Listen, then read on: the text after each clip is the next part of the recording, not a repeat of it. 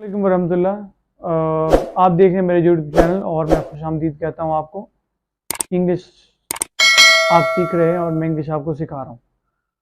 Tenses आपके पास जो हैं उस सीरीज़ को लेके चल रहे हैं और आज हम उस टेंस को देखने जा रहे हैं जो मोस्टली हम सब गलत पढ़ते हैं और उसमें बहुत कुछ इंग्लिश तो सही पढ़ते हैं बट उसकी उर्दू गलत होती है या फिर किसी उर्दू को गलत ट्रांसलेट करते हैं।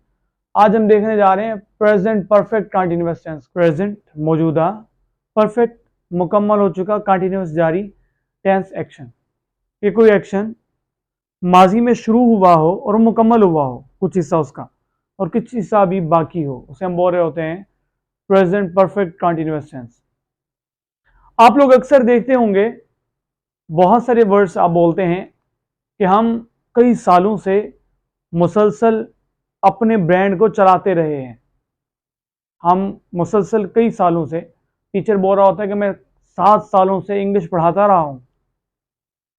एफिशिएंसी झाड़ने के लिए मैं भी बोल देता हूँ 6 साल से 7 साल से मैं इंग्लिश पढ़ाता रहा हूँ। तो अब ऐसा सेंटेंस जिसमें आप कुछ काम पहले कर चुके थे, माजी में कुछ काम मुकम्मल हुआ, आप पढ़ा चुके हैं और अभी भी पढ़ा रहे हैं, ऐसी सिचुएशन के एक्शन को आप लोग जाहिर जिस टेंस से करते हैं उसे हम बोलते हैं प्रेजेंट परफेक्ट कंटिन्यूअस टेंस।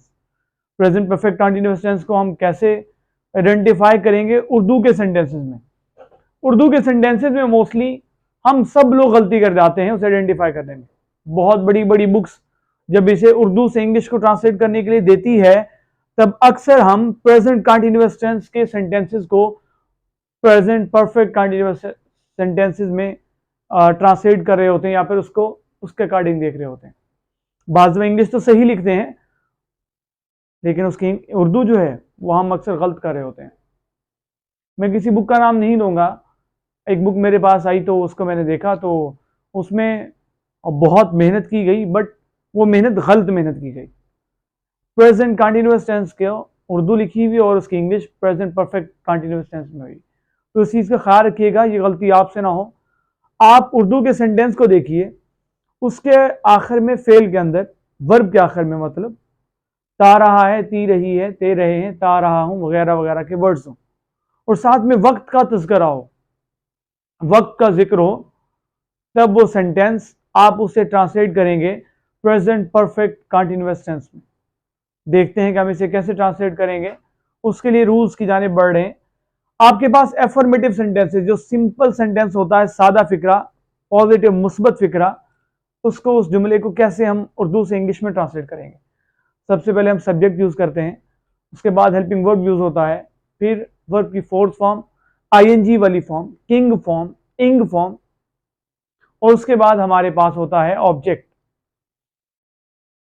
हमारे पास हेल्पिंग वर्ब्स दो हैं, एक हैज बीन है और एक हैव बीन है। हम देखते हैं कि हैज बीन का यूज कहां पे, हैव बीन का यूज कहां पे है।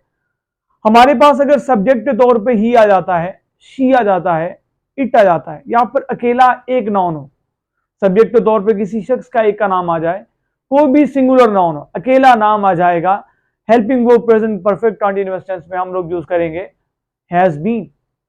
और अगर सब्जेक्ट के तौर पे हमारे पास आई हो, वी हो, यू हो, दे हो, या फिर दो नाम आ जाए सब्जेक्ट के तौर, फिर हम यूज करते हैं हैव बीन।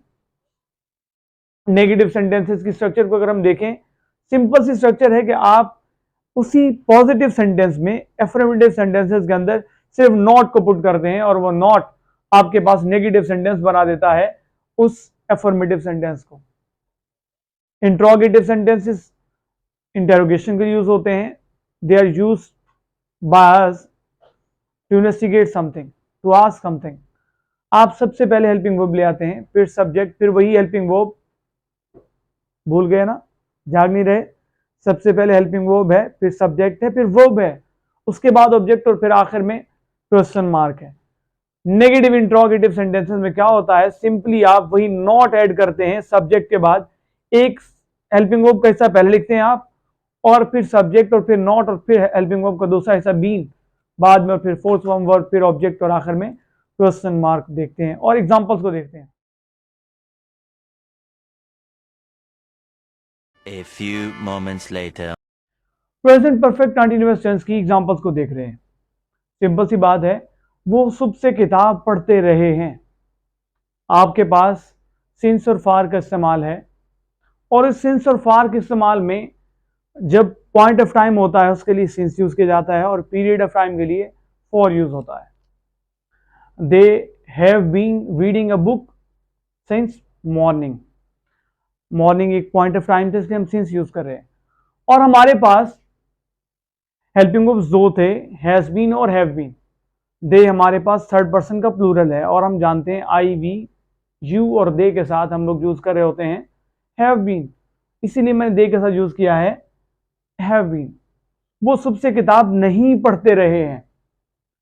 आप सिर्फ क्या करेंगे, हेल्पिंग वर्ब के बाद नॉट ऐड करेंगे, और जब एक helping verb compound helping verb होता है तो उसका पहला हिस्सा शुरू में होता है और उसके बाद दूसरा हिस्सा होता है। तो आपके पास हैव बीन एक कंपाउंड हेल्पिंग वर्ब है, आप हैव के बाद नॉट लगाएंगे और फिर बीन लगाएंगे, उसके बाद फिर वर्ब की थर्ड फॉर्म है ना, जाग नहीं रहे, जाग के बैठो, फोर्थ फॉर्म यूज करते हैं।